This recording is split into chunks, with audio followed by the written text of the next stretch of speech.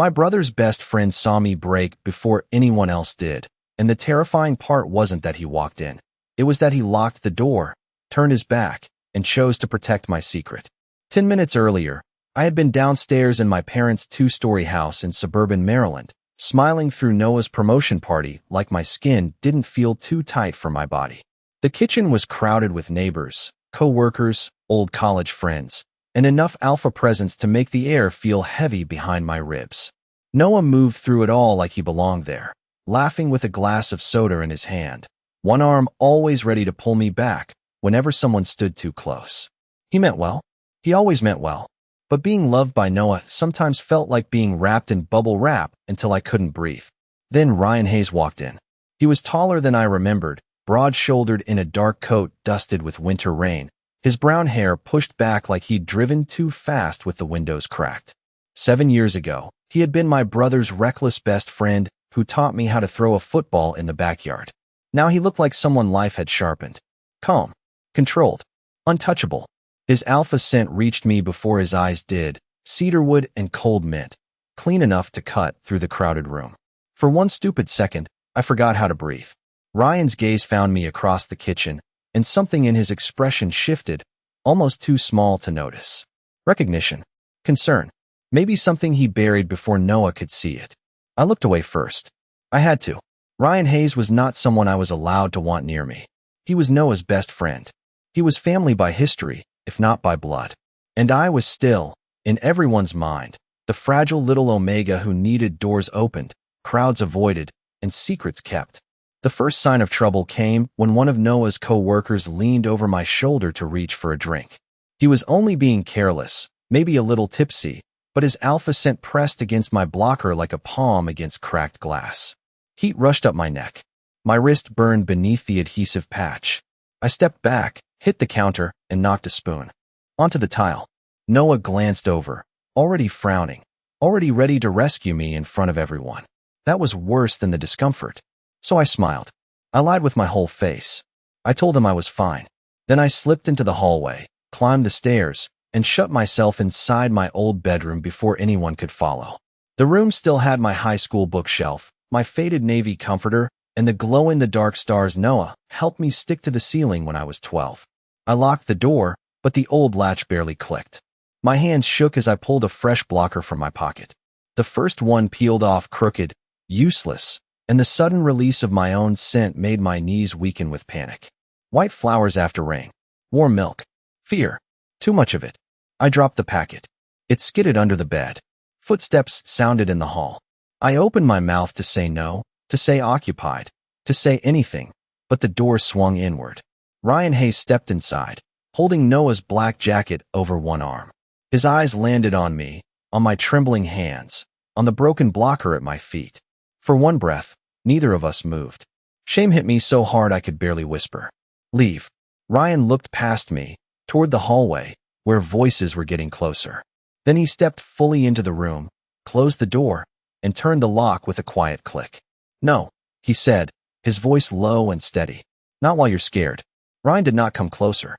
That was the first thing my panic understood before the rest of me could think. He stayed by the door with one hand still on the lock, his shoulders squared toward the hallway, as if he had become a wall between me and the entire house. I could hear the party below us, laughter rising through the floorboards, glasses clinking in the kitchen, Noah calling someone by name with that bright, confident voice he used when he wanted everyone to believe nothing bad could ever happen under his roof. Ryan lowered his gaze to the carpet. Not to me, not to the open collar of my shirt, not to the useless blocker lying near my bare foot. His restraint made my throat ache more than any stare could have. Breathe slowly, Caleb, he said. In through your nose. Out through your mouth. I shook my head because the air itself felt unsafe. My scent was spilling into the room, soft and terrified. White flowers after rain, warm milk, the helpless signal of an Omega who had spent too many years being told that his body was something to hide. Ryan inhaled once, carefully, then released a thread of his own alpha pheromone into the room. It was not heavy. It did not push. It settled around the edges like cedarwood smoke and cold mint, clean and quiet, covering the cracks where my fear was leaking out. The pressure in my chest eased by one fragile inch. You should not be here, I whispered. Noah would lose his mind. Ryan gave a humorless breath that was almost a laugh. Noah has been losing his mind over you since you were born. That does not mean he knows how to help you. My fingers curled into the comforter behind me. Hearing someone say it out loud felt dangerous, like a window opening in a room that had been locked for years. Down the hall, footsteps passed and slowed. Ryan turned his head slightly. His voice dropped even lower. Do you have another blocker? Under the bed, I said, hating how small I sounded. I dropped it. He nodded once. I am going to pick it up. I will not touch you. Say stop, and I stop. The words were so simple that they almost broke me. No one in my family asked like that. They decided. They protected. They arranged my life into safe little boxes and called it love. Ryan crouched, reached under the bed, and retrieved the packet without looking anywhere he should not.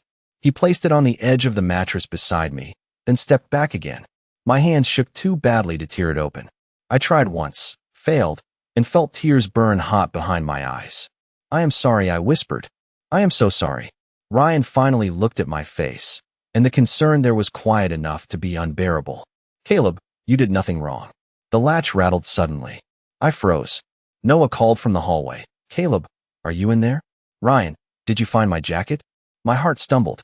Ryan lifted Noah's jacket from the chair and held it like proof, but he did not open the door. Not yet. He looked at me instead. Do you want him to come in? The question hit harder than the knock. My whole life, doors opened before I could answer. This time, Ryan waited. I swallowed, pressed the new blocker against my wrist, and shook my head. No. Ryan turned toward the door, his voice calm as winter. Give us a minute, Noah. Caleb is not feeling well. Silence followed, thick and startled. Then Noah said, why are you in there with him? Ryan did not flinch. Because he asked for help. I had not said those words, not exactly, but somehow he had heard them anyway. The hallway went so quiet that I could hear my own pulse counting the seconds. Noah did not answer right away, and that frightened me more than if he had shouted. My brother had always been loud with worry, quick with doors, quick with decisions, quick to place himself between me and the world before asking whether I wanted a shield or simply space to stand. Behind the door, Ryan remained still, his hand resting near the knob but not touching it, his body angled so that I was completely hidden from view. The new blocker was sealed against my wrist, but my skin still felt too warm, my breathing still uneven, my shame still sitting in my throat like a stone. Noah knocked once, softer this time. Caleb, talk to me. I looked at Ryan, expecting him to speak for me again, but he only stepped aside half an inch and waited. That small silence was terrifying. It was also the first doorway anyone had ever offered me. I forced air into my lungs. I am here, I said, my voice thin but mine. I am okay. Noah exhaled through the door, sharp with relief and suspicion. Then open up. The command was familiar, wrapped in concern, polished by years of habit. My fingers tightened around the edge of the comforter. I almost obeyed. My body knew that pattern better than breathing. But Ryan did not move, and his stillness reminded me that I had a choice. Not yet, I said. The words came out barely louder than a whisper, but they changed the air. Outside, Noah went still again. Ryan turned his face slightly toward me, and for one impossible second, pride flickered in his gray eyes. Not loud pride, not the kind that demanded attention, the quiet kind, the kind that said he had seen me do something brave even if no one else understood it. Downstairs, the party continued without us, but the music sounded distant now, like it belonged to another house and another family. Noah lowered his voice. Ryan, what is going on? Ryan answered calmly. Caleb had a panic response.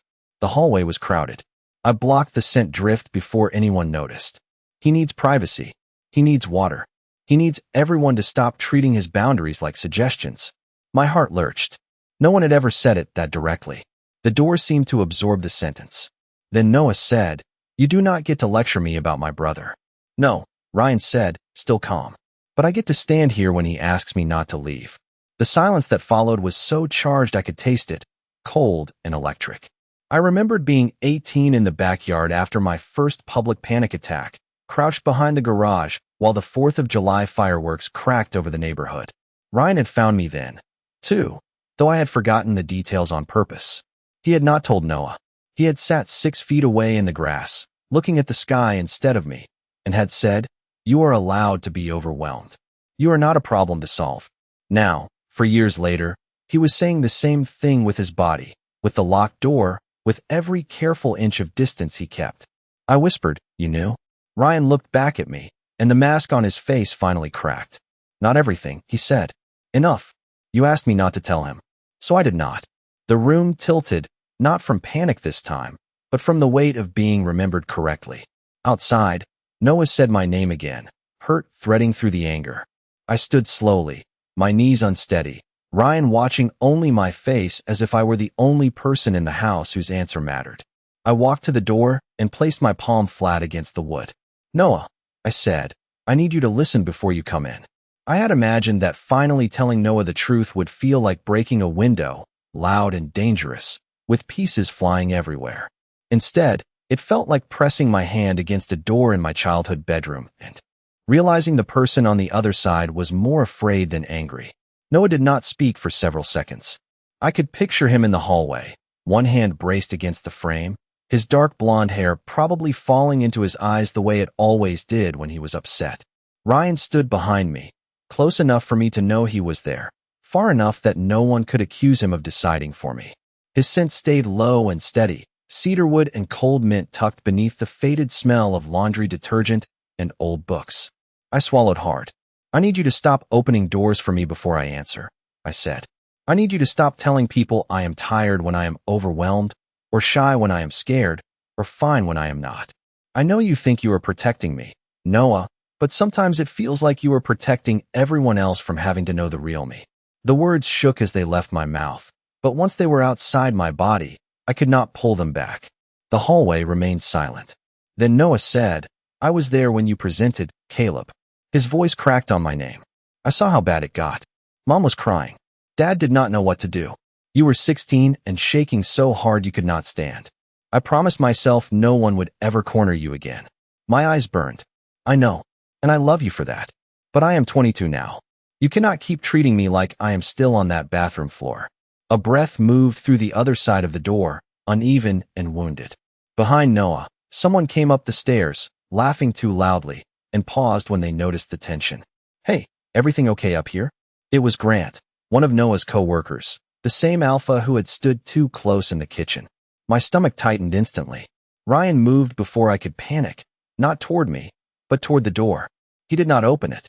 He simply let his presence sharpen, a controlled edge of winter air sliding beneath the frame. Not a threat, a warning shaped like composure. "Family conversation," he said. "Head downstairs." Grant gave an awkward little laugh. "Sure, man. No problem." His footsteps retreated, slower than I liked, but they retreated. Noah heard it, too. When he spoke again, his voice had changed. Softer. Stripped down. "Did someone make you uncomfortable?" I looked at Ryan, then at the floor, then back at the door. Not on purpose, maybe, but that is the point. It happens, and I do not want to spend my life pretending it does not just because everyone gets embarrassed when Omegas have boundaries. Ryan lowered his eyes, but I saw his jaw tighten. Noah whispered something I almost did not catch. "I failed you." The guilt in his voice hurt worse than his anger. I turned the lock before fear could stop me. Ryan stepped back immediately, giving me the space to choose what happened next. I opened the door only halfway. Noah stood there pale and rigid, his eyes flying first to my face, then to Ryan, then back to me as if he was forcing himself to understand the order that mattered. "I am not asking you to stop loving me," I said. "I am asking you to love me without holding the keys." Noah looked at me for a long time. Then his shoulders sank, and for the first time that night, my big brother looked less like a guard at a gate and more like a man who had been carrying fear for too many years. "Okay," he said quietly. "Tell me what you need." The question nearly broke me. I gripped the doorframe. "I need the party to end early.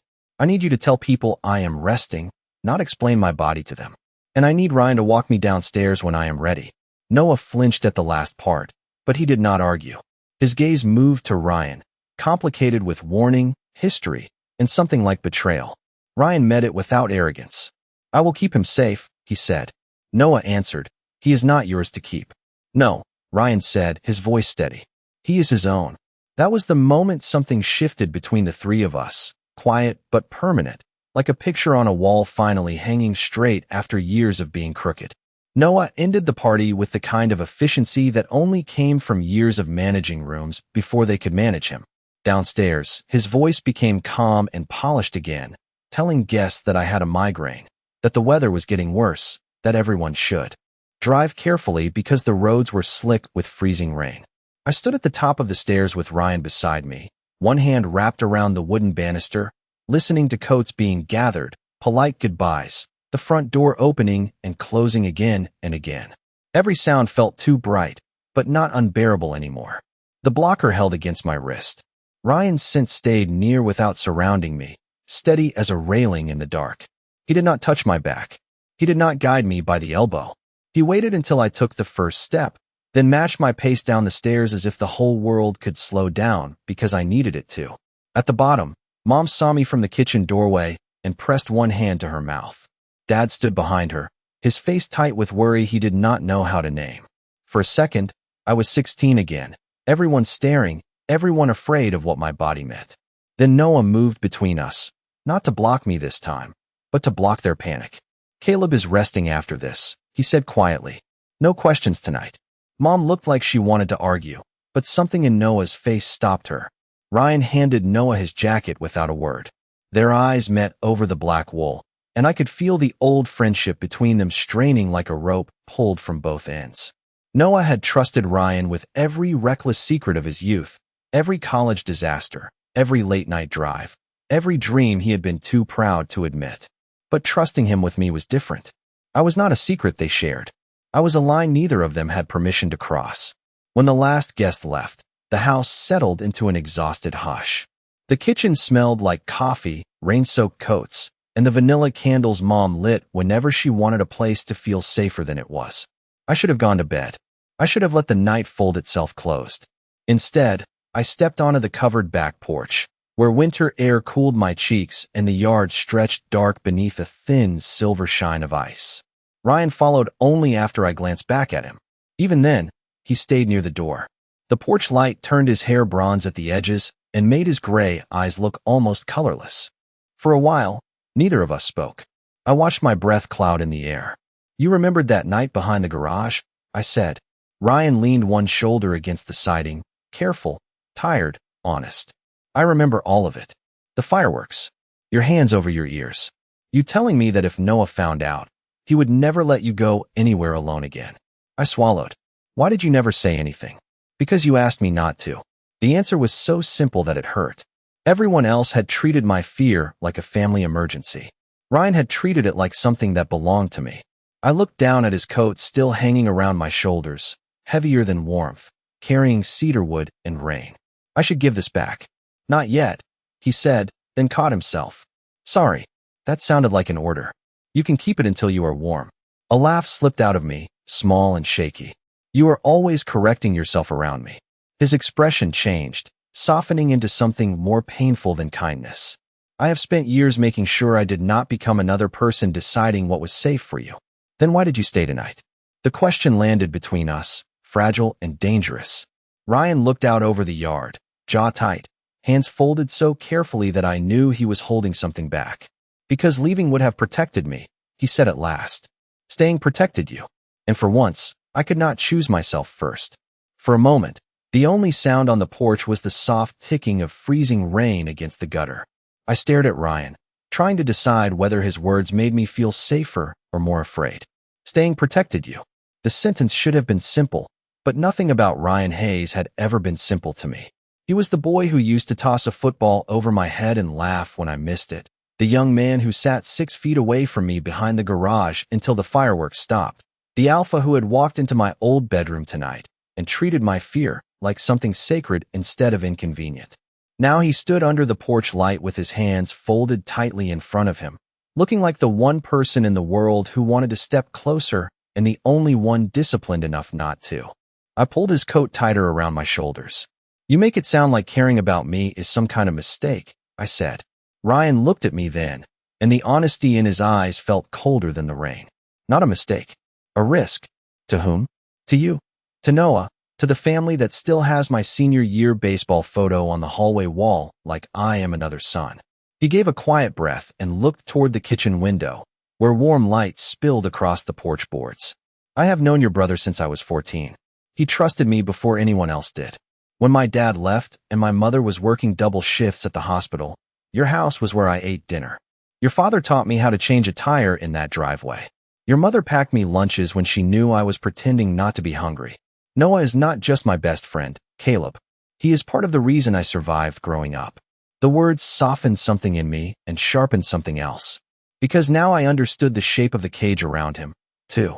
It was built from gratitude, loyalty, old promises, and the fear of wanting what he believed he had no right to want.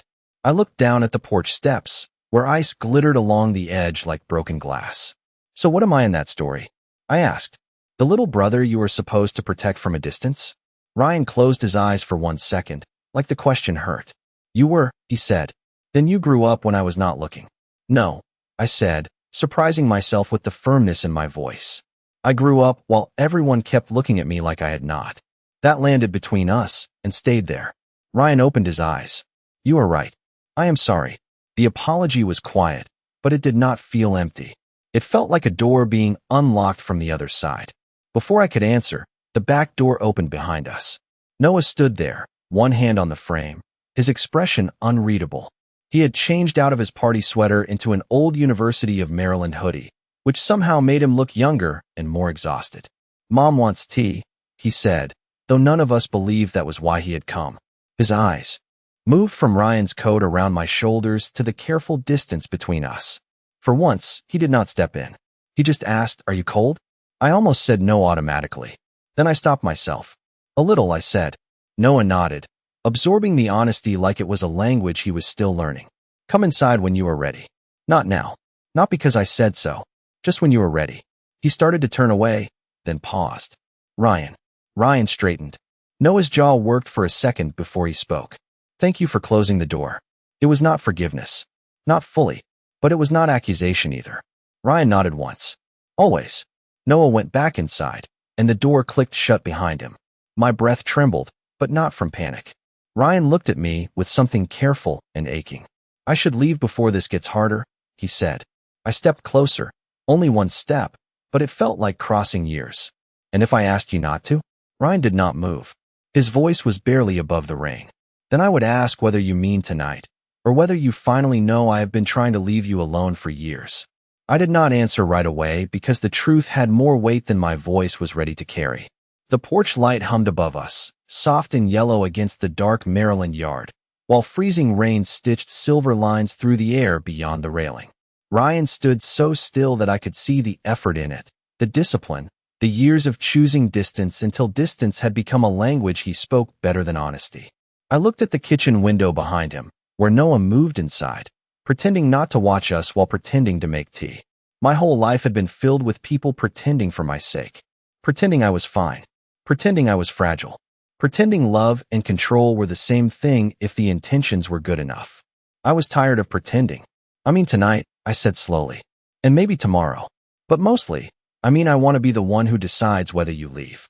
Ryan's expression changed like something in him had been struck quietly, somewhere deep. "Caleb," he said, and my name sounded like a warning he was giving himself.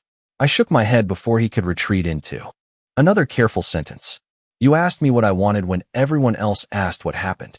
You stood between me and a hallway full of people, but you did not stand in front of my voice. That matters to me." His hands tightened once, then loosened. "It matters to me too." The back door opened again before either of us could say more. This time Noah did not pretend. He stepped onto the porch with 3 mugs balanced awkwardly in his hands, steam curling into the cold. Chamomile for me, black tea for Ryan, peppermint for himself because Mom always said it calmed his temper, even though it never really had. He handed mine over without touching my fingers, and that small effort nearly undid me. Ryan accepted his mug with a quiet thank you. For several moments, we stood in a crooked triangle under the porch roof.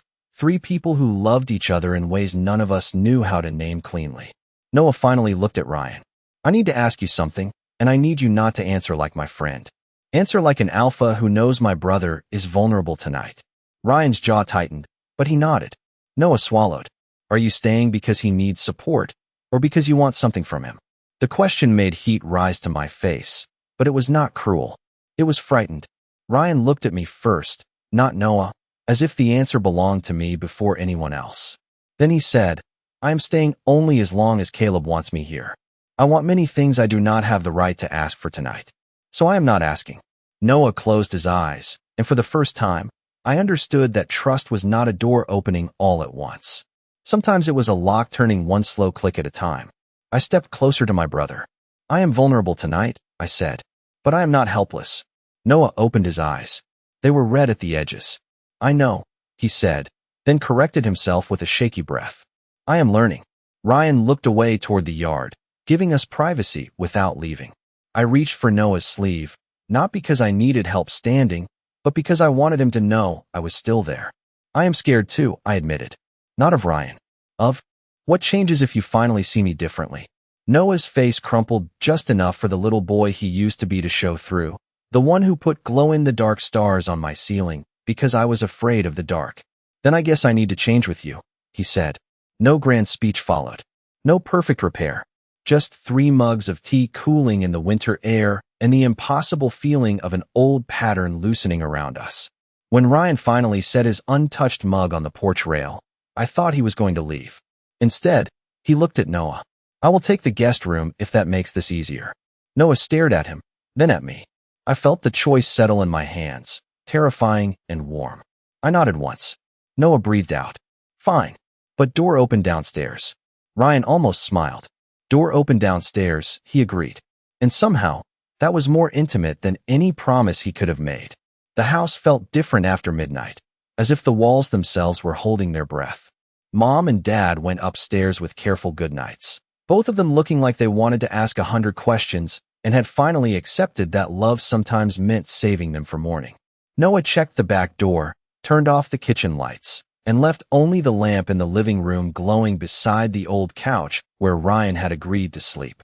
The guest room was technically available, but after 3 silent seconds of looking at the staircase, Noah had changed his mind and Ryan had accepted the revision without complaint. Door open downstairs had become couch in the living room, and somehow even that felt like progress because nobody had asked me to disappear.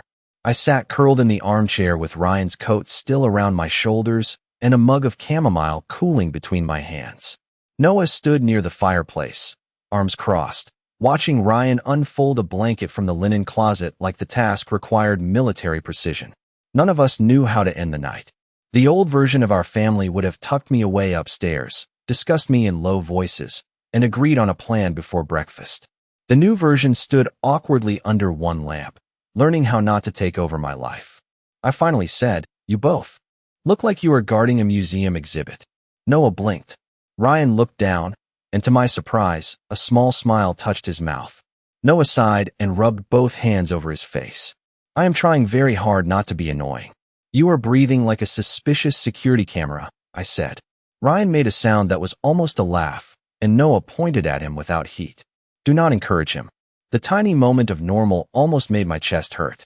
For a few seconds, Ryan was just Ryan again, the boy who had once eaten half a pan of Mom's brownies and blamed our old golden retriever. Noah was just my brother, not my keeper. I was just Caleb, not a crisis with a heartbeat. Then the quiet returned, softer this time. Noah sat on the bottom stair, elbows on his knees. I need to tell you something, he said.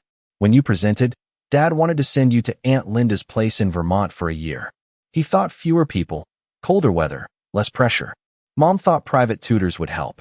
I was the one who said no. I told them you needed your room, your school, your life. I thought I was fighting for you. He swallowed hard.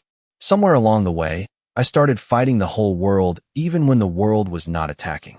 The confessions settled over me like snow, gentle and heavy at once. I had spent years resenting the cage without knowing my brother had once kept it from becoming smaller. I set my mug down and walked to him. This time, when I reached out, he waited before hugging me. That pause mattered. I hugged him first. Noah held me carefully, like he was relearning the shape of me. Over his shoulder, I saw Ryan turn his face away, giving us privacy again, always stepping back at the exact moment someone else would have leaned in. When Noah let go, his eyes moved to Ryan. Tomorrow we talk. Not as a warning, as a requirement. Ryan nodded. Tomorrow. I should have gone upstairs then, but something pulled me toward the living room instead. I stopped beside the couch where Ryan had placed the blanket. Thank you, I said. For tonight. For before. For not making me feel like I owed you anything, because you helped me. Ryan looked up at me, and under the warm lamp, the controlled alpha edge seemed to fall away, leaving only a tired man with careful eyes. You never owe anyone access to you, because they were kind, Caleb. Remember that, even with me. The words struck so deep that I could not answer for a moment. Then I slipped his coat from my shoulders and laid it over the back of the couch. I will remember, I said. Halfway up the stairs, I looked back. Noah was still on the bottom step. Ryan was still standing beside the couch. Between them was a silence no longer built from secrets, but from choices waiting for morning. For the first time in years, I went to my room and closed the door myself. Morning arrived without drama, which somehow felt like the biggest change of all. Pale winter light slipped through the curtains of my old bedroom, touching the glow-in-the-dark stars on the ceiling, and for once I did not wake to footsteps outside my door or a careful knock asking whether I was all right. The hallway was quiet. My wrist was cool beneath the blocker. My chest felt tired, but not trapped. I dressed slowly in jeans and a gray sweater, then stood with my hand on the doorknob for a full minute, not because I was afraid to leave, but because I was realizing I could choose when to open it. Downstairs, the house smelled like coffee, toast, and the clean sharpness of rain frozen overnight. Noah was at the kitchen table with 3 mugs in front of him, looking like he had slept 5 minutes and argued with himself for the rest of the night. Ryan stood by the sink, already wearing his coat, his hair damp from washing his face in the downstairs bathroom. He looked at me first, but he waited for Noah to speak. That small act settled something in me. Noah pushed 1 mug toward the empty chair. Chamomile, he said. Then he winced. I mean, there is chamomile, coffee, or water. Your choice. I chose coffee just because I could, and Noah accepted it with the solemn expression of a man witnessing a revolution. Ryan turned away, hiding a smile badly. The 3 of us sat in the kitchen where birthday cakes had been cut, school projects had been finished at midnight, and 1,000 family rules had been made. Without my voice. This time, Noah placed both hands around his mug and said, I am sorry. Not for one thing. For the pattern. I looked at him, waiting. He took a breath. I thought if I controlled the room, I could keep you safe. I did not notice that I was making every room smaller. The apology was not perfect, but it was real. I touched the warm side of my mug. I do not need you to stop being my brother. I need you to stop being my gatekeeper. Noah nodded, eyes red but steady. I can try. Then Ryan spoke, quiet and careful. I also owe you both honesty. Noah looked at him, tense but listening. Ryan kept his hands visible on the table, as if even his posture was a promise not to take more space than he was given. What I feel for Caleb is not new, he said, but I have never acted on it, and I will not act on anything unless Caleb wants that, clearly, when he is calm, and not because I helped him through a hard night. The kitchen went still. My face warmed, but the words did not make me feel cornered. They made me feel seen. Noah closed his eyes, then opened them again. You are still my best friend, he said, but he is my brother. Ryan nodded. I know. Caleb is not a bridge between us. He is a person. The sentence landed softly, and I realized I was no longer waiting for permission to breathe. I looked at Ryan. I do not know what I want yet, I said. Not all of it. His expression softened. Then we do nothing until you do.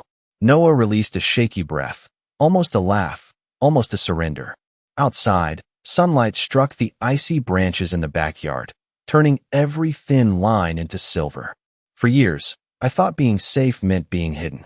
That morning, safety looked like my brother learning to let go, Ryan learning to stay without claiming, and me sitting between them with a coffee I had chosen for myself. When Ryan finally left, he paused at the front door, but did not ask for anything. I followed him onto the porch, wrapped in my own sweater this time. He looked down at me, cedarwood and cold mint fading into the winter air. I will wait, he said. I believed him. And for the first time, waiting did not feel like a cage. It felt like a door I could open when I was ready.